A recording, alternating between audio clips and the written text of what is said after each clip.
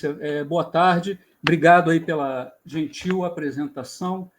Boa tarde a todos na audiência. De fato, é um grande prazer poder estar mais uma vez aqui no curso prático, nessa oportunidade fazendo a palestra de encerramento. E é sempre um desafio tentar trazer uma temática que possa ser atraente para as pessoas que estão na audiência, que possa cativar as pessoas para conhecer um pouco mais sobre um tema relativamente novo, né? Para muitos, um tema relativamente novo. Então, como a Patrícia falou, o trabalho que desenvolvemos é feito no Laboratório de Avaliação e Síntese de Substâncias Bioativas, o LASBio, aqui no nosso Instituto de Ciências Biomédicas. Basicamente, é um trabalho focado na área da química medicinal, mas normalmente de natureza multidisciplinar, né? Um trabalho usualmente transrelacional que envolve o nascedouro das moléculas no laboratório, mas obviamente que essas moléculas elas só terão uma certa valia quando o seu perfil de aplicação terapêutico for confirmado, e isso é uma condição sine qua non para os projetos que o laboratório desenvolve. Bom, nesse cenário, a despeito do laboratório ter envolvimento na busca por novas substâncias químicas, novos candidatos a fármaco para atuar em diferentes doenças, eu tentei trazer aqui um assunto relativamente mais novo, digamos assim, e menos conhecido do público em geral, que fala sobre os esforços que vimos realizando para desenvolver moléculas para o tratamento de uma doença órfã. Tá? Então, isso vai permitir que eu tente colocar para vocês o que seria a definição de uma doença órfã, quais são as vantagens e desvantagens de se desenvolver novas substâncias para doenças órfãs e os desafios que a gente precisa vencer para conseguir atingir o êxito em descobrir uma nova substância passível de aplicação terapêutica para essa finalidade. Tá? Então, especificamente, os esforços que eu vou relatar são esforços relacionados à busca por inibidores de sinases que têm uma aplicação para o tratamento de uma doença órfã. Como eu havia indicado, primeiro ponto nos cabe definir o que seria uma doença órfã. Né? Uma doença órfã, como está descrito nesse slide, é aquela que tem uma frequência bastante reduzida ou rara na população em geral. Essa questão da incidência, do número de pessoas acometidas por essa doença em relação a milhares de pessoas, normalmente varia de país para país, de região para região. Então, assim, não há uma definição universal para qual seria a incidência que permitiria definir o que a gente categorizaria como uma doença órfã. Pasmem, existe mais ou menos 7.000 doenças raras, conhecidas, né? Um número bastante elevado. E cerca de 80% dessas doenças raras, que podem ser também chamadas de doenças órfãs, têm uma causa genética. Né? Normalmente, as doenças órfãs elas têm o nascedouro dessa doença vem a partir de uma origem genética.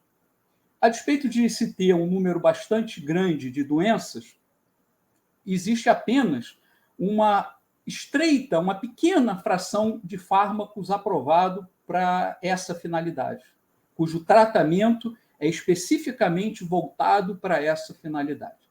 Então, se tinha até 2020 552 fármacos aprovados pelo FDA, cuja destinação era o tratamento de uma doença órfã. O número parece elevado, mas esses 550 fármacos tratam mais ou menos 5% das 7.000 doenças raras que se conhece. Ou seja, a grande maioria das doenças raras permanecem sem ter terapias efetivas, terapias que são capazes de corrigir o curso da doença. Ainda com relação às definições, o FDA é a agência que regula a introdução de novos fármacos nos Estados Unidos, tem uma definição bem clara do que, para eles, é uma doença rara. Uma doença rara é aquela que afeta um número inferior do que 200 mil pessoas nos Estados Unidos. Ou seja, mais ou menos uma razão de uma pessoa a cada 1.500. Tá? Então, um número bastante reduzido de pessoas afetadas por milhares. Né? E mais ou menos esse cenário que o FDA entende como sendo a sua definição para uma doença órfã é que permite com que algumas empresas farmacêuticas se beneficiem de uma lei que foi voltada exatamente para tentar suprir esse número reduzido de fármacos que existem no mercado para tratar doenças órfãs, que data de 1983, a chamada Lei dos Fármacos Órfãos. Então, existe uma série de prerrogativas fiscais que o governo americano concede para uma empresa farmacêutica que tenta aprovar um novo fármaco para tratar uma doença órfã, de modo a estimulá-la a fazê-lo e aumentar o número de terapias nos Estados Unidos para tratar esse tipo de doença. Tá? Esse panorama relacionado ao número de pessoas afetadas, como eu disse bem no início da minha apresentação, varia de país para país. Né? Então, nos Estados Unidos, a definição é de que o número de afetados deve ser inferior a 200 mil pessoas, mas, por exemplo, se a gente fosse para uma definição da Europa, a gente já teria uma janela de 50 a cada 100 mil pessoas. No Japão, um número inferior a 40 a cada 100 mil pessoas. Nos países nórdicos, a Suécia, a Dinamarca, um número de 10 a cada 100 mil pessoas. Então, como eu disse, isso varia de país para país, de região para região. A definição clara do que seria, de como a gente categorizaria uma doença como sendo uma doença rara ou uma doença órfã. Tá? Não existe um número mágico, mas o número que a Organização Mundial da Saúde recomenda está relacionado a uma prevalência de 66 indivíduos acometidos a cada 100 mil habitantes. Né? Mais ou menos essa seria a janela de definição recomendada pela Organização Mundial de Saúde. Bom, aqui tem alguns exemplos de doenças raras. Obviamente que eu não vou, só para vocês verem que, de fato, o número de doenças raras é absurdamente grande. Né? Eu não vou me detalhar em cada uma delas. Algumas são mais conhecidas, como, por exemplo, a doença de Huntington, é uma doença mais conhecida, a própria fenilcetonúria, uma doença também conhecida, a distrofia muscular de Duchenne. Então, algumas são bastante conhecidas e outras são muito pouco conhecidas. E, obviamente, que o fato de serem mais ou menos conhecidas tem a ver com os níveis de prevalência da própria doença. Né? O fato da doença ser mais comum ou menos comum em relação à população em geral. Fibrose cística é outra que aparece aqui nessa listagem, entre outras. Bom, por que é importante ter um olhar para as doenças raras? Porque, normalmente, uma doença rara, as condições patológicas que são classificadas como doenças raras, elas variam para um desfecho, com níveis de gravidade que vão do moderado ao alto, correndo muitas vezes riscos de vida, levando o paciente a ter um desenvolvimento crônico da doença com a possibilidade de morte. Tá? Normalmente, essas doenças raras, quando acometem crianças na infância, já levam a um nível de mortalidade dessa criança que é da ordem de 50%. Tá? Então, as crianças podem não chegar nem à idade adulta. Tá? De fato, essa taxa de mortalidade entre pacientes, então, esse cenário que a gente está vendo aqui, nesses dois gráficos, a gente está vendo a variação dos níveis de mortalidade num paciente normal ou na população em geral, né? Quando as taxas de mortalidade começam a crescer a partir de 60 anos, normalmente, com a velhice. E no paciente que tem uma doença rara, essas taxas de mortalidade elas variam, podem acontecer, ter uma taxa de mortalidade elevada no início, né, da idade, na idade entre 0 a 5 anos, ou em faixas bastante flutuantes de idade. Tá? Então, não há um início, uma expectativa de vida começando a declinar a partir dos 60. Você tem pessoas que podem ter grande risco de morte a partir dos 40, dos 50 e assim sucessivamente. Então, isso faz com que as taxas de mortalidade possam ser fatores que nos atentem para a necessidade de fato, buscar alternativas terapêuticas para tratar uma doença rara. Com relação à incidência dessas doenças raras por natureza, por órgãos ou tecidos que são afetados, basicamente, a grande maioria delas envolve a dismorfologia, né? Uma alteração morfológica do indivíduo. Quer dizer, o indivíduo apresenta alguma característica morfológica que é diferente daquela que o indivíduo normal apresenta. A gente pode ter doenças raras de natureza oncológica, neurológica, relacionadas a variações do metabolismo, hematológicas, cardíacas, disfunções ósseas, dermatológicas, e assim sucessivamente. Tá? Então, com prevalências diferentes, sendo que as dismorfologias, aquelas que envolvem uma variação da morfologia do indivíduo, das características morfológicas do indivíduo, são aquelas de maior prevalência. Com relação aos fármacos para tratar esse tipo de doenças, de fato, se a gente olhar esse slide, ele vai mostrar dois cenários.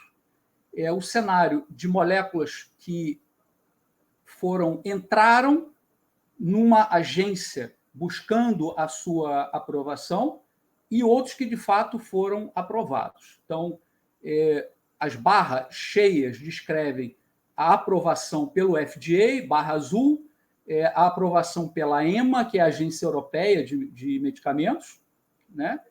A barra vermelha, e os gráficos que aparecem em azul e vermelho são aqueles fármacos que foram designados como fármacos órfãos, não necessariamente aprovados. O que esse slide quer mostrar? Quer mostrar que, de fato, especialmente nos últimos anos, o número de fármacos aprovados nos Estados Unidos é muito maior do que o número de fármacos aprovados na Europa. E isso tem uma razão. Exatamente as leis de incentivo que eu já comentei antes. A lei dos fármacos órfãos, que é uma lei que está em vigor nos Estados Unidos, atrai muitas empresas farmacêuticas para buscar substâncias com novas aplicações terapêuticas para tratar doenças órfãs. Isso faz com que o número de fármacos disponível no arsenal terapêutico tenda a aumentar. Tá? Especificamente, alguns desses fármacos eles podem ter sido aprovados para uma determinada atividade terapêutica que não se caracteriza como uma doença órfã e depois são reposicionados para tratar doenças órfãs. É uma situação extremamente comum. Vou pegar um exemplo apenas para que a gente veja o que eu estou querendo dizer. Um exemplo é de um biofármaco, que é o adalimumab, o MIRA, é um anticorpo monoclonal humano que foi aprovado originalmente para tratar artrite reumatoide, a artrite psoríaca, com quadro de psoríase, doença de Crohn, a espondilose anquilosante, e etc., são doenças inflamatórias crônicas, né, e cuja ação desses anticorpos anti-TNF, como é o caso do adalimumab, funcionam para corrigir o curso da doença. Mais recentemente, então aqui a gente está olhando Algumas aplicações que estão marcadas pelos quadrinhos em azul, por exemplo, doença Crohn pediátrica, artrite reumatoide juvenil, a uveíte, são classificadas como doenças órfãs. Então, mais recentemente, o adalimumab ele vem sendo reposicionado para novas aplicações terapêuticas voltadas para esses quadros, que são quadros que podem ser caracterizados como doenças raras ou doenças órfãs. Tá? Nesse cenário, alguns exemplos de fármacos podem ser, ou vale a pena ser mencionados, estão disponíveis no arsenal terapêutico. Eu vou citar algumas dessas substâncias. O imatinib, que foi um dos primeiros inibidores de tirosina sinase, de proteínas do tipo tirosina sinase, aprovado para tratar a leucemia mieloide crônica.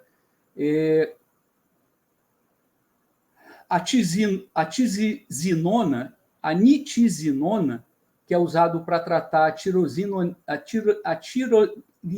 tirosinemia do tipo 1, a tritinoína, que é usada para tratar a leucemia promielocítica aguda, o talsimelteon, usado para tratar desordens do sono, o eliglustat, usado para tratar a doença de Gaucher, o isavuconazol, aspergilose, migalaste, o panobinostat, usado para tratar mieloma múltiplo. São alguns exemplos de substâncias químicas aprovadas nos Estados Unidos e na Agência Europeia de Medicamentos para tratar doenças órfãos. Então, o objetivo aqui é só ilustrar alguns dentre todos os exemplos que eu comentei como sendo passíveis de aplicação para tratar doenças órfãs.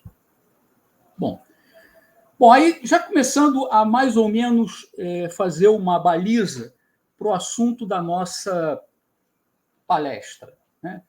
Por que a gente deveria desenvolver esforços para buscar fármacos para tratar uma doença órfã? Uma doença rara ou uma doença órfã, a gente poderia dizer que é normalmente uma caixa preta que tem um nome, né?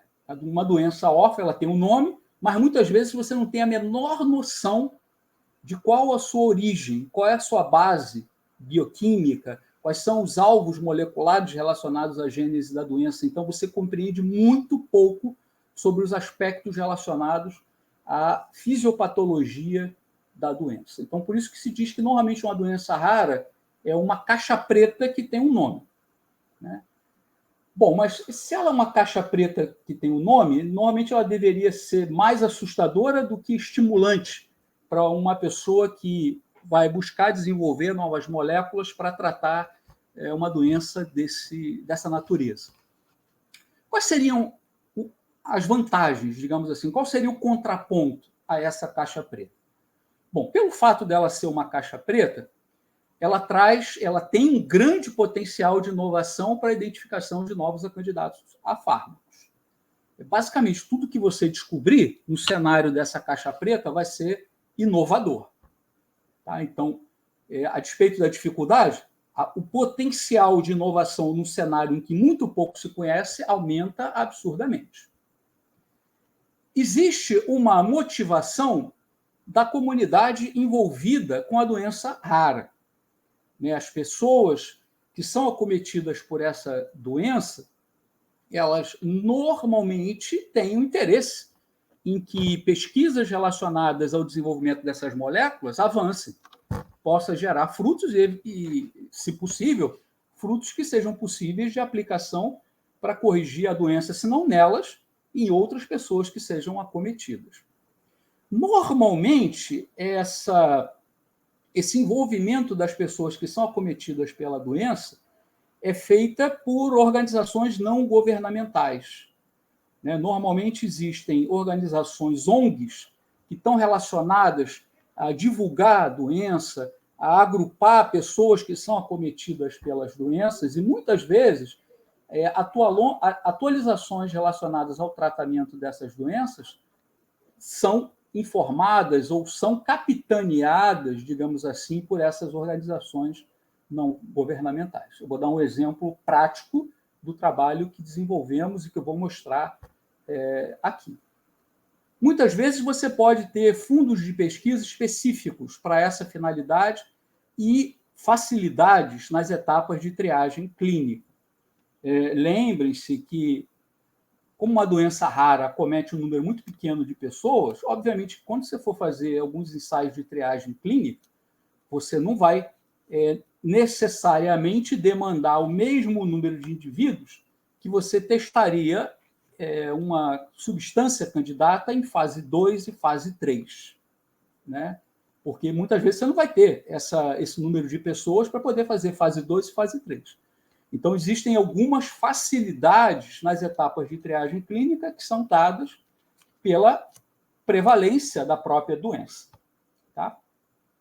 E um outro cenário que é bastante importante, tem a ver com o primeiro que eu havia comentado, a questão do potencial de inovação, é um cenário de completa abertura para você poder fazer investiduras capazes de levar a uma maior compreensão das bases moleculares da fisiopatologia daquela doença, né? Usando as informações que venham da genômica, da proteômica, da biologia de sistemas, tentar ver como a doença, no cenário atual, ela pode estar relacionada, em termos da sua etiologia, a doenças outras. Né? Então, esse é um tipo de network de diferentes doenças humanas que mostram que muitas doenças, de alguma maneira, se relacionam entre si. E, nesse cenário, você pode pegar uma doença órfã e começar a tentar correlacionar essa doença órfã com outras doenças que têm uma base de compreensão dos seus aspectos, da sua fisiopatologia, muito mais bem definido. E partir dessa correlação inicial para fazer aprofundamentos que vão te levar a compreender muito mais sobre algumas características que aquela doença especificamente apresenta. Tá? Bom, então, dito isso, a doença órfã que nos atraiu alguns anos atrás, basicamente é uma doença chamada malformação cavernosa cerebral. Eu vou falar um pouquinho sobre ela. Vale a pena dizer que tudo isso nasceu de um seminário que fizemos no dia 21 de fevereiro. Essa representação é uma representação do folder que chamava para esse seminário, um seminário que fizemos no auditório da farmacologia, no dia 21 de fevereiro de 2014, agregou pessoas do nosso programa de pós-graduação em farmacologia, pessoas do programa de pós-graduação em ciências cirúrgicas, da Faculdade de Medicina da UFRJ, sentamos todos juntos e começamos a ouvir sobre o que era essa questão da malformação cavernosa cerebral.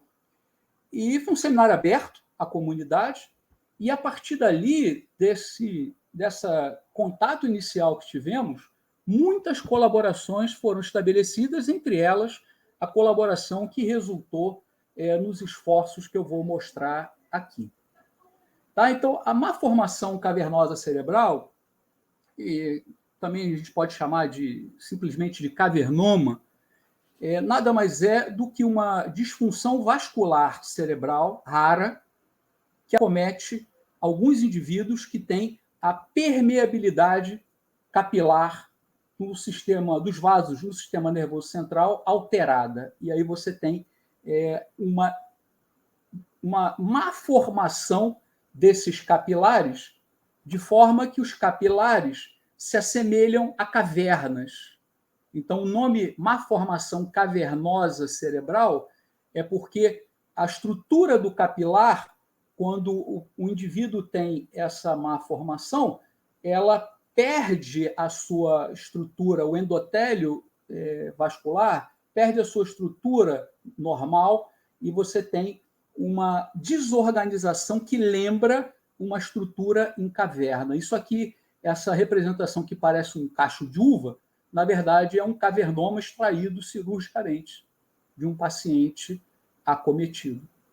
Tá? Então, elas são lesões peculiares formadas por vasos capilares usualmente dilatados, atapetados por um endotélio junto à matriz colágena que não tem tecido nervoso de permeio. Normalmente, os pacientes que são acometidos por esse tipo de disfunção vascular cerebral, o quadro clínico clássico desse paciente se a doença se inicia como uma cefaleia, alguns pacientes podem apresentar uma crise convulsiva,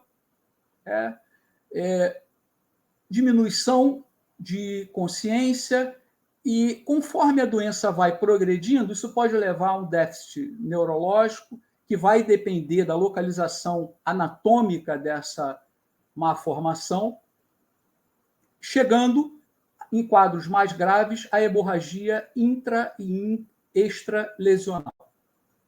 Normalmente, essa doença ela é caracterizada única e exclusivamente por ressonância magnética nuclear.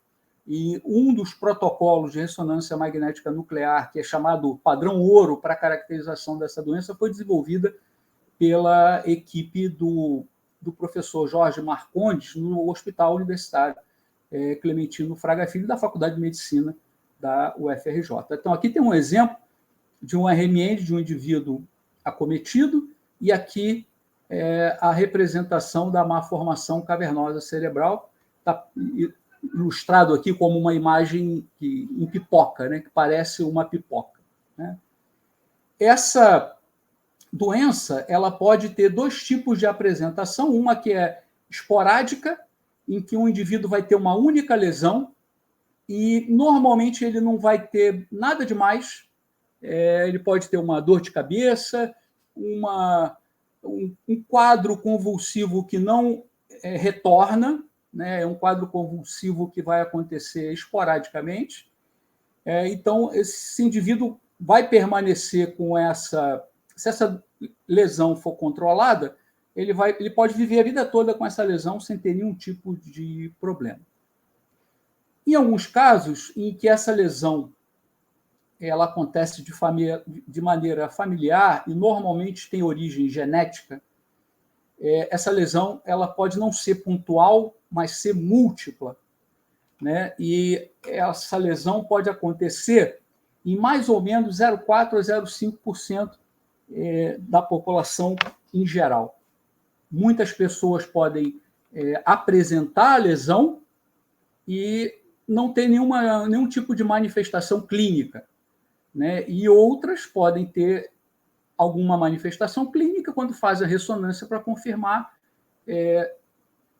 leva ao quadro de confirmação que eu comentei anteriormente.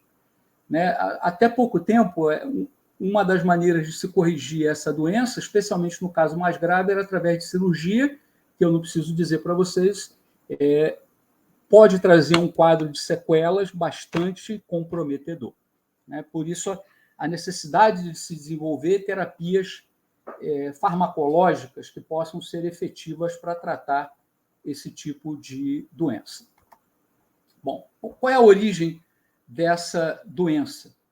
A origem dessa doença tem a ver com mutações que podem normalmente acontecer em em dois cromossomas principais. O cromossomo 7, em que eu posso ter mutações nessas regiões marcadas em amarelo e azul, levando a malformações dessas duas proteínas, chamadas de CCN1 e CCN2. O CCM é do nome em inglês da doença, né? Cerebral Cavernous Malformation, né? E um outro tipo de malformação pode acontecer no cromossomo 3, levando a uma malformação dessa proteína, que é a CCN3. As duas primeiras mutações, CCM2 e CCM1, levam a quadros brandos da doença, e os indivíduos que têm mutação do gene que codifica CCM3 levam aos quadros graves da doença, os quadros que normalmente resultam em hemorragia e podem levar a um comprometimento grave do quadro neurológico do paciente acometido.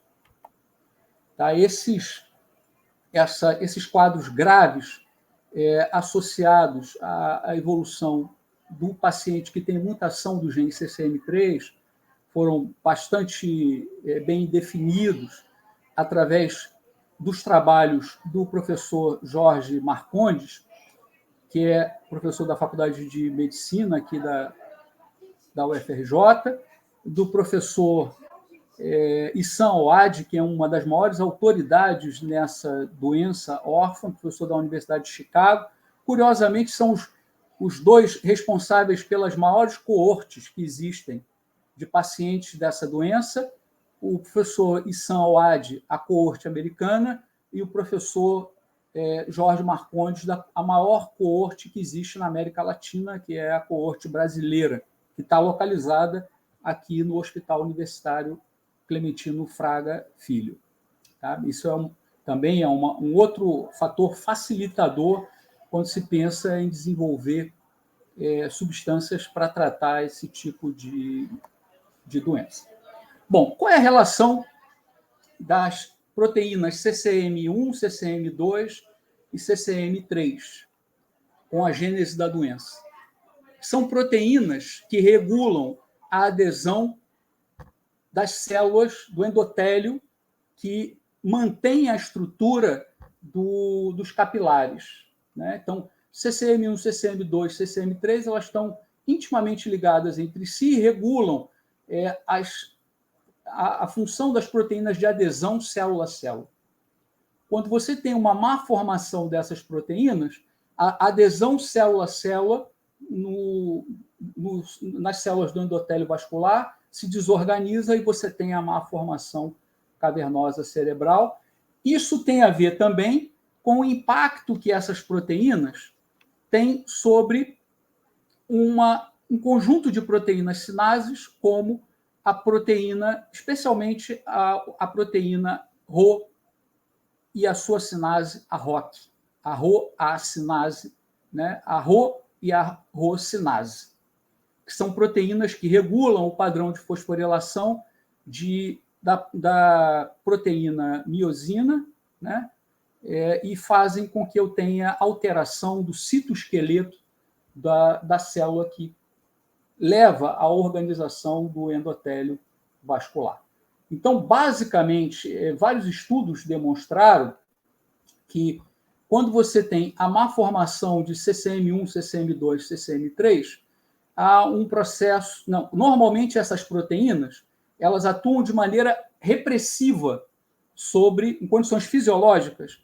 A proteína CCM1, CCM2 e CCM3, elas reprimem a função Rho-sinase.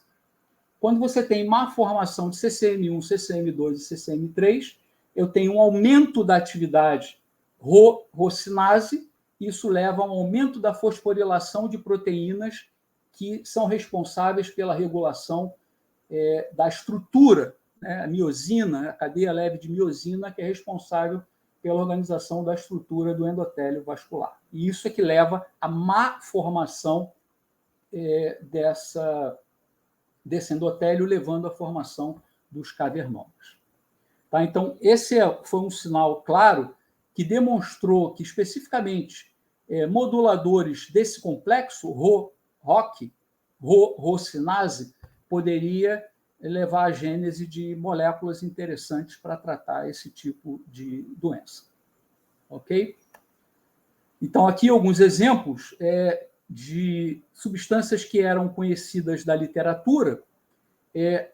As estatinas, como, por exemplo, a simvastatina, são substâncias capazes de reprimir a Rho, a proteína Rho.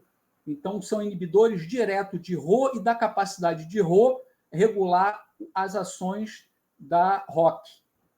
E a simvastatina chegou há algum tempo a ser... A simvastatina e depois a atorvastatina chegou há algum tempo a ser especulada como tendo uma potencial aplicação terapêutica para tratar a disfunção, uma formação cavernosa cerebral, e, de fato, essa substância não funcionou porque apresenta alguns efeitos colaterais que não permitem que o paciente acometido pela doença faça o seu uso crônico. Uma outra substância que foi também caracterizada foi o Fasudil, que é um inibidor de ROCK, bastante antigo, na verdade datado da década de 80 do século passado, né, que era conhecido como inibidor de ROCK, cuja aplicação principal era o tratamento do glaucoma. E quando se reinvestigou o Fasudil em modelos pré-clínicos dessa doença, se viu que, de fato, ele era capaz de trazer algum tipo de benefício terapêutico, né? Mas, quando se tentou avançar com o Fasudil em modelos clínicos, em fase 1 e fase 2, o Fasudil não demonstrou a mesma segurança quando os pacientes acometidos por má formação cavernosa cerebral foram submetidos ao tratamento com essa substância. Tá? Então, essa substância ela parecia ter um limiar de segurança bastante comprometedor e não adequado para tratar a doença em questão. Bom, então, aonde que o trabalho do laboratório se situa nesse contexto que eu acabei de comentar? Desde algum tempo atrás, o laboratório ele vem demonstrando um grande interesse em desenvolver moléculas que são capazes de atuar como inibidores de proteínas sinases.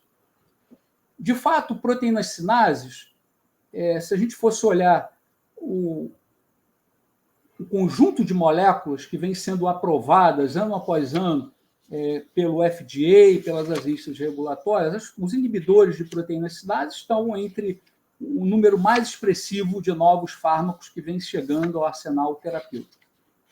Em detrimento, por exemplo, de moduladores de receptores acoplados à proteína G, que eram a grande vedete até pouco tempo atrás. Então, de fato, as proteínas sinases são os alvos moleculares, eu diria, do presente.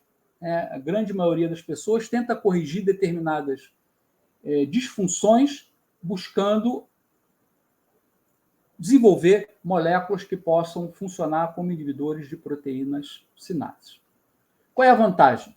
Quais são as vantagens? Primeiro, já se sabe que ela são alvos moleculares passíveis de ser explorados para se chegar a fármacos, é o que a gente chama de alvos que têm drugability, são alvos que eu tenho certeza que, se eu explorar, eu vou poder chegar a um fármaco, né? Porque já tem fármacos aprovados no mercado, explorando esse cenário. Então, tem fármacos que têm validação terapêutica, ou seja, foram aprovados por uma agência regulatória. E uma grande vantagem para quem vai desenvolver novas moléculas é que essas enzimas, na grande maioria estruturas enzimáticas, têm um grande número de estruturas cristalográficas depositadas no Protein Data Bank, né, no banco de alvos moleculares, o que permite que se possa desenvolver estudos usando recursos de modelagem molecular, de cocristalização, que poderiam facilitar o acesso a novas moléculas capazes de funcionar como inibidores de proteínas sinases. Nesse cenário, esse aqui é mais ou menos um panorama do chamado quinoma, né? O chamado árvore, que agruparia as diferentes sinases em subfamílias, né? E especificamente as bolinhas que vocês estão vendo nos ramos dessas árvores são fármacos aprovados para tratar determinadas doenças. Notem que no ramo superior, em que eu tenho as tirosinas sinases, eu tenho um grande número de bolinhas verdes, que são fármacos aprovados para tratar doenças, especialmente doenças como o câncer, doenças de natureza oncológica ou doenças inflamatórias crônicas, né? Inibidores de JAK, etc., são todas derivados, são todas tirosinas sinases ou proteínas do tipo tirosina sinases, que se enquadrariam nessa janela superior. Por outro lado, as sinases da família das serina-treonina sinases tem um gap muito grande de moléculas aprovadas. Esse número é bastante pequeno quando a gente olha o cenário, os braços dessa árvore que estão mais localizados ao sul. A gente vê pouquíssimas bolinhas, né, azuis aprovadas, que são fármacos aprovados.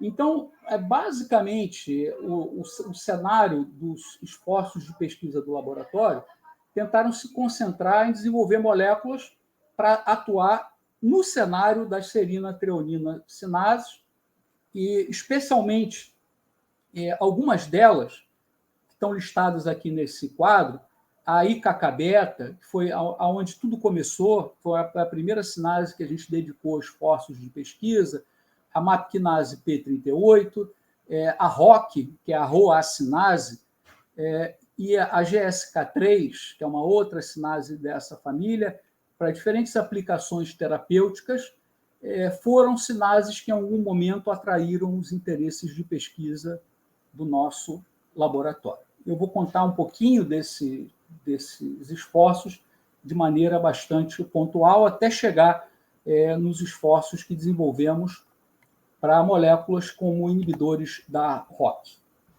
Basicamente, os esforços de pesquisa que o laboratório desenvolveu para desenvolver moléculas como inibidores de sinase vem explorando o padrão estrutural das N-acilhidrazonas como estruturas privilegiadas. Bom, primeiro ponto. O que são N-acilhidrazonas? N-acilhidrazonas são as subestruturas que estão marcadas em vermelho, né? E aparecem várias diferentes moléculas que eu representei aqui aleatoriamente. São moléculas da literatura. Bom, o que é uma estrutura privilegiada? É uma estrutura base cuja presença numa molécula, num fármaco, garante que aquele fármaco vai poder fazer interações com diferentes alvos moleculares. Ela vai fornecer pontos de interação com receptores diferentes e, obviamente, que a seletividade que aquela molécula vai ter vai ser guiada pelo padrão de funcionalização que esse grupo N-acilhidrazona vai sofrer.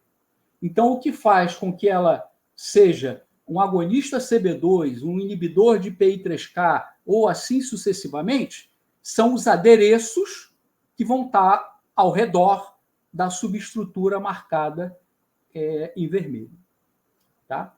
A estrutura marcada em vermelho é um ponto de ancoramento que vai permitir que essa subestrutura seja reconhecida por diferentes tipos de receptores. Essa característica de estruturas privilegiadas foi primeiramente definida por Evans e considera o caráter evolutivo comum, a evolução que vários dos nossos alvos sofreu ao longo dos anos e algumas características evolutivas que eles guardam entre si. Então, isso faz com que determinadas subestruturas possam ser reconhecidas por múltiplos alvos moleculares diferentes, a ponto de se você conseguir modular essas estruturas de maneira adequada, você consegue seletividade para atuar num alvo versus o outro alvo molecular. Especificamente no caso dos trabalhos que desenvolvemos no LAGIO, as N-acilhidrazonas, que é a estrutura que eu recorto aqui em vermelho, são estruturas privilegiadas e atraentes porque elas têm uma natureza peptidiomimética, então elas vão ser capazes de reproduzir o padrão de interação que uma estrutura peptídica faria com o seu biorreceptor. E, diferente de um peptídeo ou de uma estrutura peptídica, elas têm uma estabilidade química, a hidrólise, muito maior. Né? Essa labilidade química que a estrutura de um fármaco peptídico apresenta é um dos grandes problemas para que um fármaco peptídico possa chegar ao mercado. Tá? E no caso das N-acetildrazonas, você teria estruturas com maior estabilidade química, consequentemente, você manteria o padrão de interação, né? E evitaria que essas subestruturas pudessem apresentar um perfil hidrolítico que comprometesse o seu perfil de atividade. Os esforços de pesquisa que o laboratório desenvolveu, eles foram sumarizados nesse artigo de revisão relativamente recente, de 2018, descrevendo as N-acetildrazonas como fármacos. Tá? Então, é um artigo bastante interessante que descreve a recorrência desse grupo funcional na literatura, com muitos exemplos do laboratório, e especificamente voltados para as sinases, a nossa história com o desenvolvimento de inibidores de sinase surgiu com o trabalho da dissertação de mestrado da Carolina Ávila, foi concluído em 2010. A Carolina desenvolveu um trabalho que começou, de fato, é um trabalho que a gente chama de Structure-Based Drug Design. O que é isso? Planejamento de fármacos baseado na estrutura do receptor. A gente construiu moléculas do nada a partir da estrutura do receptor-alvo. Então, na época, a nossa molécula-alvo, a nossa enzima-alvo era IKK-beta. IKK-beta é uma sinase envolvida principalmente em processos inflamatórios crônicos, mas não só, e não tinha, essa sinase na época não tinha nem a estrutura tridimensional caracterizada. A Carolina desenvolveu modelos moleculares que levaram à construção da estrutura da proteína por homologia a outras proteínas que haviam sido depositadas no Protein Data Bank. Ela validou esses modelos estudando vários ligantes que eram reconhecidamente conhecidos como inibidores de IKK-beta, como a quercetina, a staurosporina. Então, ela verificou o modo de interação. E uma vez que essa estrutura da proteína havia sido modelada, né, a Carolina desenvolveu, a partir de uma estrutura base de uma N-acildrazona, um estudo sistemático de modificação molecular em sílico. Então, ela começou a brincar de montar um quebra-cabeça em sílico, trocando grupos funcionais e vendo como as moléculas que apareciam a partir dessa troca interagiam com esse alvo molecular. Tá? Então, basicamente, esse estudo que levou a Carolina a construir e a estudar mais de 50 moléculas em sílico, levou à gênese de uma molécula, que é a molécula que foi chamada de Lasbio 1524. Então, essa molécula foi caracterizada como aquela que apresentou o melhor perfil de interação com a enzima-alvo em modelos em sílico. Obviamente que isso é em sílico. O que a gente teve que fazer? Sintetizamos essa molécula e caracterizamos essa molécula como inibidor de IKK-beta e verificamos que ela apresentava uma inibição de IKK-beta com uma IC50 de 20 micromolar. Uma IC50 moderada, mas, de fato, essa molécula se mostrou ativa em vários modelos farmacológicos de inflamação, inclusive modelos em vivo, e foi usada como modelo para se desenvolver inibidores de IKK-beta muito mais potentes, que eu não vou descrever aqui porque não é o objetivo central dessa apresentação. O que eu quero destacar nessa apresentação é que essa foi a primeira molécula descrita na literatura a apresentar, a ser um inibidor de proteína sinase como um todo, todas as proteínas sinase, a apresentar um padrão molecular de uma N-acildrazona. Usamos essa informação e o interesse que tínhamos para se buscar inibidores da ROA-sinase. A ROA-sinase como eu já disse, não vou voltar, ela é uma proteína sinase da família AGC. O que tem a ver o AGC? O AGC é porque pertencem a essa mesma família a proteína PKA, a PKG e a PKC, 3 proteínas sinases. Então, a sinase ela é uma proteína da mesma família da PKA, da PKG e da PKC, que são proteínas de sinalização intracelular. Essas proteínas aparecem em várias diferentes espécies, elas têm essa estrutura. Existem 2 isoformas de ROC, de Rho, a sinase, a chamada ROC1 e a ROC2. Elas têm alta homologia entre si, especialmente no sítio ativo. Normalmente, essas proteínas elas existem de uma forma dobrada, como se fosse um grampo de cabelo, em que esse grupamento, que é o RBD, que é o Rho Binding Domain, está dobrado e promove uma inibição do sítio catalítico sinase da enzima. Tá? E quando a proteína Rho se liga no Rho Binding Domain, esse grampo de cabelo se desfaz, a proteína se abre e a sua atividade catalítica aparece.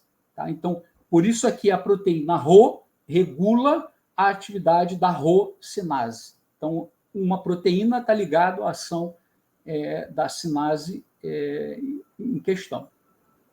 Ok?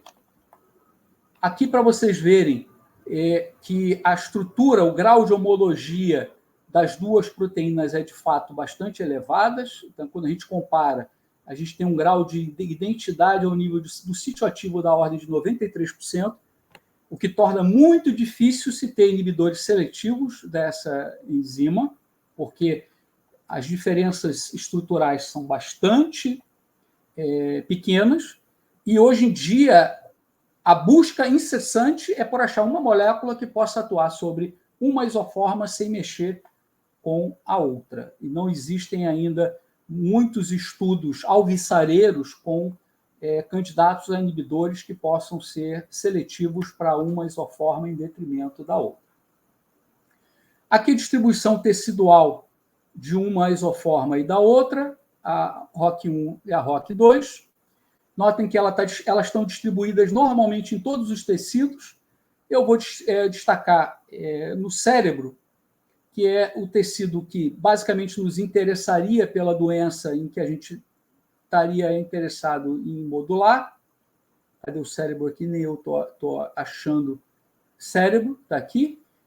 Em que eu tenho ambas, mas com prevalência da ROC2. Tá? Então, a ROC2 ela tem basicamente 2 vezes maior expressão no cérebro. Por isso que se diz que quando se quer buscar inibidores de ROC para corrigir uma doença do sistema nervoso central, o preferencial é inibir ROC2 e não ROC1. Mas ambas as enzimas seriam efetivas para tratar esse tipo de doenças. Essa enzima regula, por fosforilação, a ação de várias proteínas intracelulares. Não vou falar disso novamente, mas eu quero destacar entre elas a cadeia leve de miosina, que é aquela que garante a questão da organização, digamos assim, do citoesqueleto das células que compõem o endotélio vascular. E aí leva aquela estrutura com a má formação cavernosa cerebral. Existem alguns inibidores de ROC descritos na literatura. Um deles eu já comentei, que são os isoquinolínicos, entre eles o fasudil. Existem de outras classes, não vou detalhar, ilustrativo, mas eu quero chamar a atenção para os isoquinolínicos, que eles foram aqueles que usamos para desenvolver as moléculas no laboratório. Algumas moléculas aprovadas para uso clínico, o fasudil, netarzudil e o ripazudil. Nenhuma delas é aprovada para tratar a malformação cavernosa cerebral. Todas são aprovadas para tratar o glaucoma. A única aplicação para que essas substâncias são aprovadas é o tratamento do glaucoma. e esses fármacos só são aprovados para tratar essa doença pela agência japonesa. Tá? Recentemente, o FDA aprovou o Netarzudil, que é o fármaco que está no meio dessa tela, para aprovar o glaucoma, o tratamento para tratar o glaucoma nos Estados Unidos. Tá? Bom, com base nesse cenário, os esforços que desenvolvemos no laboratório, basicamente, envolveram a geração de uma nova família de moléculas que visava inibir a ROCK. E o que a gente imaginou? Essa aqui é as duas estruturas que estão mais ao alto, a esquerda é o fasudil, inibidor de ROCK, a esquerda é o fasudil, inibidor de ROCK, a direita é o lasbil 1524, um inibidor de KK-beta. O que a gente imaginou? Bom, se ambas são proteínas serina, treonina, cinases, que guardam algum tipo de homologia entre si, no design dessas moléculas-alvo, a gente poderia explorar a hibridação molecular dessas duas estruturas, considerando o isosterismo que existe, primeiro, entre os anéis isoquinolina e naftila, e segundo, o isosterismo que existe entre o grupo sulfonamida e o grupo amida.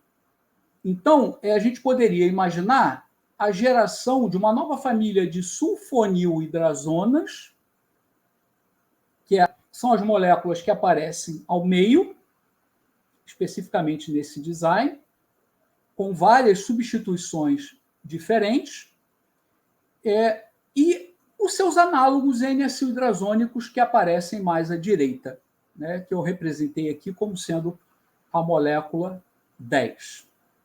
De fato, essa hibridação molecular ela foi previamente validada pelo fato quando a gente faz uma sobreposição por docking da interação do 1524 com a ROCK e do fasudil com a ROCK, a gente vê que essas moléculas elas apresentam, de fato, uma sobreposição na região em que eu tenho o anel heterocíclico, o anel isoquinolínico e o anel naftila, os anéis aromáticos. Eu tenho a sobreposição da região em que eu tenho o grupo sulfonamida versus a amida e, de fato, o grupo N-acilhidrazona, quer dizer, a substituição desse grupo N-acilhidrazona faz interações adicionais que podem garantir uma afinidade adicional da molécula pelo meu receptor-alvo. Tá? Então, esse foi um pré-estudo por modelagem molecular que antecipava que o design, a estratégia de design que havia sido usada poderia funcionar adequadamente. Esses compostos foram sintetizados, eu não vou detalhar a síntese para não aborrecê-los com isso. Obviamente que todo estudo que envolve a química medicinal ele só se finaliza quando moléculas são produzidas, tá? Essas moléculas foram sintetizadas, caracterizadas estruturalmente com relação ao seu perfil de pureza, né? Obviamente que no momento 2, o primeiro conjunto de moléculas foi caracterizada com relação à sua atividade em ROCK1 e ROCK2. Primeiro, uma atividade inibitória dessas enzimas testada a uma única concentração, que foi a concentração de 3 micromolar. Então, o que a gente tem aqui é uma percentagem de inibição das enzimas a 1 micromolar, a 3 micromolar.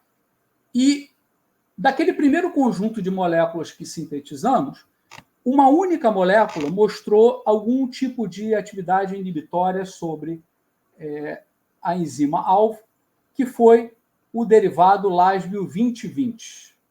A estrutura dele vai aparecer no slide seguinte. Ele apresentou 29% de inibição de ROCK1 e 24% de inibição de ROCK2. E os demais não apresentaram um perfil de inibição nessa concentração considerado significativo. Vale a pena lembrar que o análogo N-acetilhidrazônico, esses derivados eram sulfonilhidrazônicos, e os análogos N-acetilhidrazônicos correspondentes foram completamente inativos a 3 micromolar, o que mostrava que, de fato, a modificação molecular que fora proposta, a troca da carbonila do 1524 pelo grupo sulfonila, permitiu um melhor perfil de atividade. Esse dado que eu mostro aqui ele é muito interessante porque muitas pessoas parariam esse estudo aqui e diriam, bom, essas moléculas são inativas e não vale a pena fazer mais nada com ela, porque 29% de inibição, 29% de inibição a 3 micromolar é uma inibição muito baixa para ser considerada adequada para um bom candidato a fármaco. Como a gente sabe que muitas vezes os modelos farmacológicos podem nos pregar algumas peças e, de fato, algumas modificações moleculares pequenas podem resultar em uma maximização da atividade farmacológica que algumas moléculas apresentam. O que fizemos? No momento 2, pegamos a estrutura do LASB 2020, que é essa molécula que aparece aqui, ó, e fizemos uma modificação molecular bem singela, que é bastante conhecida no nosso grupo, e foi objeto de uma publicação numa revista bastante importante na área da química, que é o Chemical Reviews, descrevendo o efeito da metilação em química medicinal. Tá? Então, LASB 2020 foi objeto da introdução de um grupo metila com a criação dessa nova molécula aqui, que é o chamado LASB 2065, que aparece aqui embaixo. Notem que essas duas moléculas foram comparadas agora com relação ao seu perfil de inibição, tanto em ROC1 quanto em ROC2, agora já com a determinação da IC50, em condições variáveis. Né? Fizemos, primeiro, em duas condições que envolveram a contratação de duas CROs, duas empresas, que tinham protocolos de avaliação do efeito da atividade inibidora da sinase, utilizando concentrações do substrato ATP diferentes. Então, por exemplo, no caso da Eurofins, a concentração de ATP, que é o substrato da enzima, é 10 micromolar, e nessas condições, LASB 2020, que vai competir com o ATP, são inibidores competitivos do ATP, ele tem uma IC50 para ROC1 de 13, para ROC2 de 7,1 micromolar. E LASB 2065 tem uma IC50 de 3,1 e 3,8 micromolar, respectivamente, sendo o Fasudil, que o Fasudil apresenta uma IC50 de 1,2 e 0,8 micromolar, respectivamente.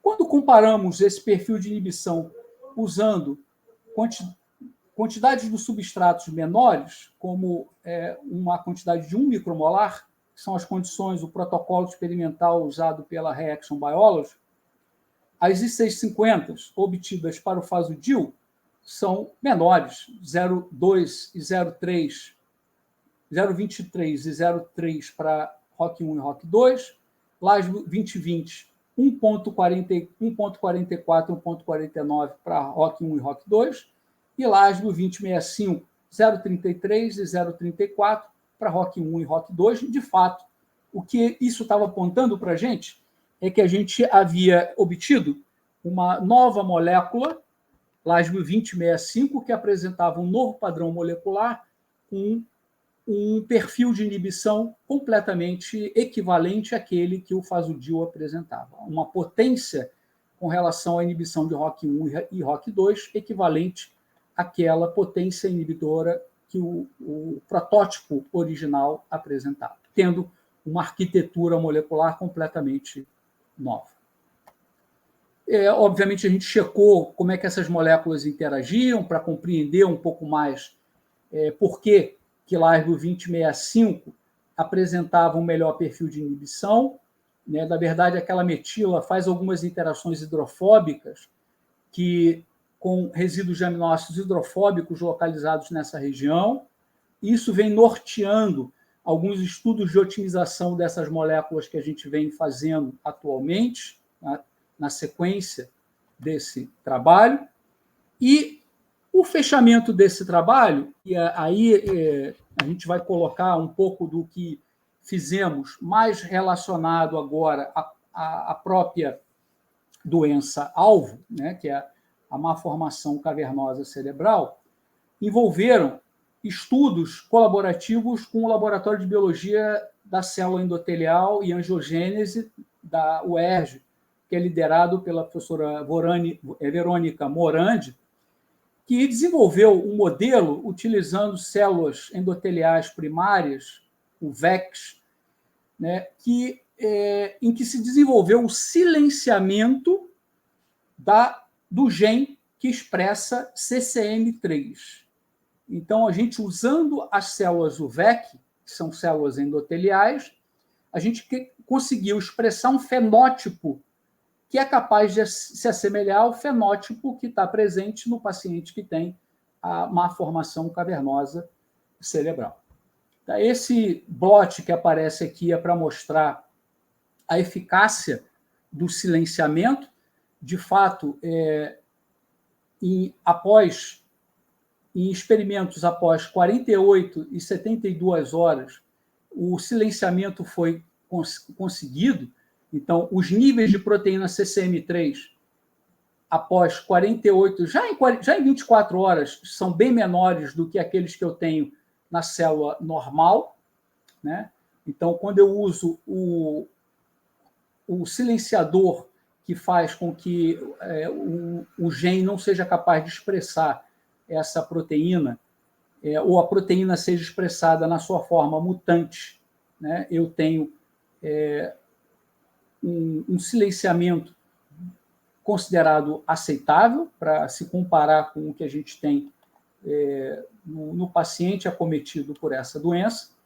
E essas células que sofreram o silenciamento foram utilizadas para se fazer alguns estudos morfológicos iniciais, utilizando os fármacos em questão.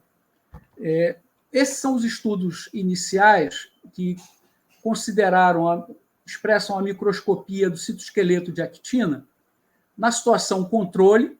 Então, aqui eu tenho a célula normal, mais à esquerda, a célula selvagem, a célula em que eu tenho o silenciamento CCM3.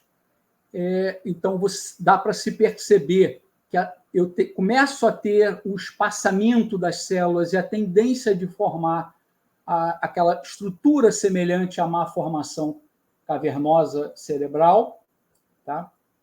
Nas condições em que eu tenho o silenciamento.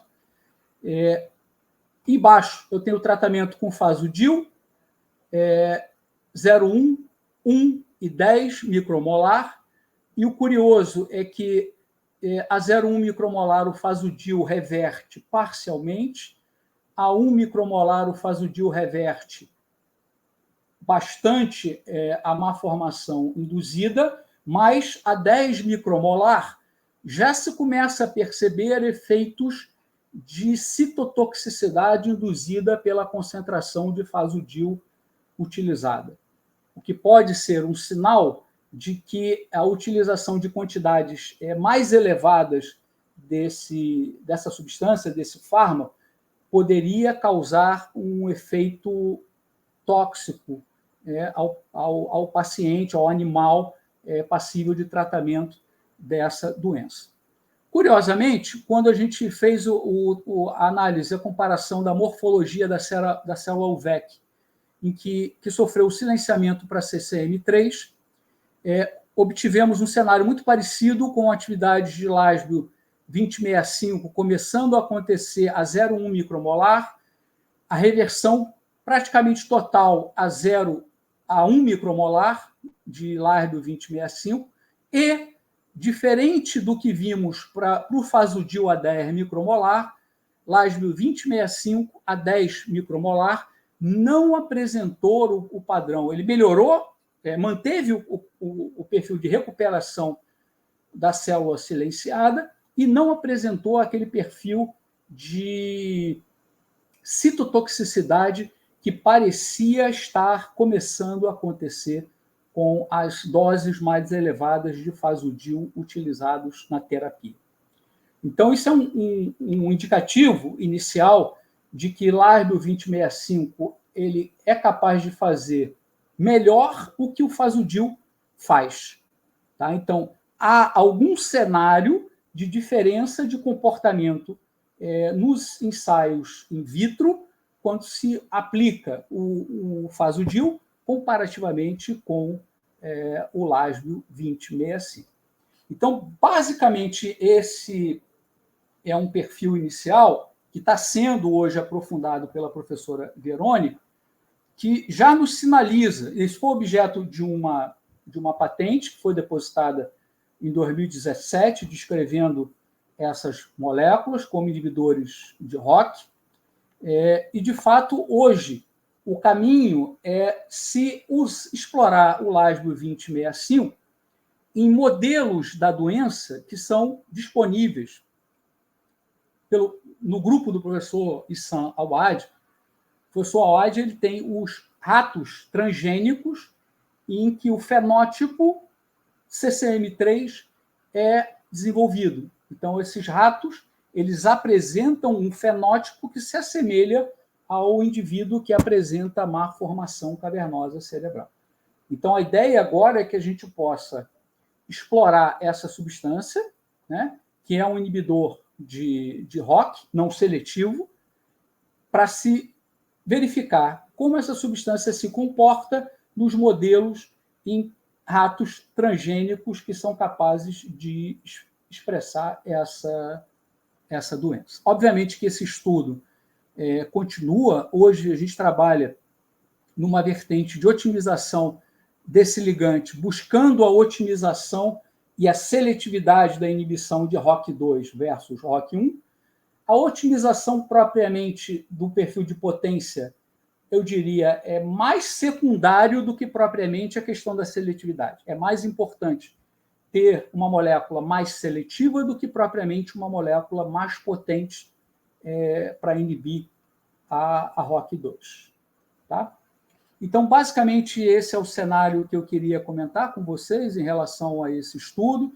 Esse estudo sofreu teve o apoio do Instituto Nacional de Ciência e Tecnologia de Fármacos e Medicamentos, o INCT-Inofar, o CNPq, a FAPERJ, a CAPES, e, mais importante, o apoio do DECIT, que é o braço de pesquisa do Ministério da Saúde, que financiou esse projeto, mas esse financiamento, de fato, ele teve origem, e aí esse é o meu último slide que eu deixaria como mensagem final, a história da importância de você ter, por trás de um estudo como esse, uma organização não governamental em que as pessoas acometidas são os maiores interessados em fazer com que estudos como esse sejam aprofundados, avancem. E aqui eu comento sobre os esforços que a Aliança Cavernoma Brasil, que é uma ONG dirigida pela Selva Paraguaçu Lopes, é a diretora-presidente dessa organização não governamental. A Selva ela foi importantíssima para capitanear esforços para se conseguir com que emendas parlamentares fossem direcionadas ao projeto para desenvolver moléculas para tratar esse tipo de doença. Entre esses esforços de pesquisas foram aqueles financiados pela emenda parlamentar que foi concedida pela deputada, hoje senadora Mara Gabrilli, né? Não é a única, né? De fato, Mara foi a que concedeu uma emenda parlamentar especificamente para esse projeto que eu mostrei para vocês, mas relacionado aos esforços de pesquisa voltados para a malformação cavernosa cerebral. Houve uma outra grande emenda parlamentar concedida pelo senador Romário, voltado para a caracterização genética e o fenótipo dos pacientes brasileiros acometidos com má formação cavernosa cerebral. Então, há uma parceria com um grupo de pesquisa que está localizado na Unirio, que faz esse tipo de mapeamento, da coorte do professor Jorge Marcondes, e a ideia é que a gente possa gradativamente aprofundar esse estudo e, se possível, à frente, chegar a conseguir catalisar o interesse de uma empresa farmacêutica para uma molécula que possa vir a ser um bom candidato a fármaco e, de fato, conseguir fazer estudos clínicos e colocar uma molécula no mercado farmacêutico mundial. Tá? Então, meus agradecimentos também à senadora Mara Gabrilli pela emenda parlamentar e aos esforços que a Aliança Cavernoma Brasil vem dedicando às atividades de pesquisa que vimos realizando aqui na UFRJ.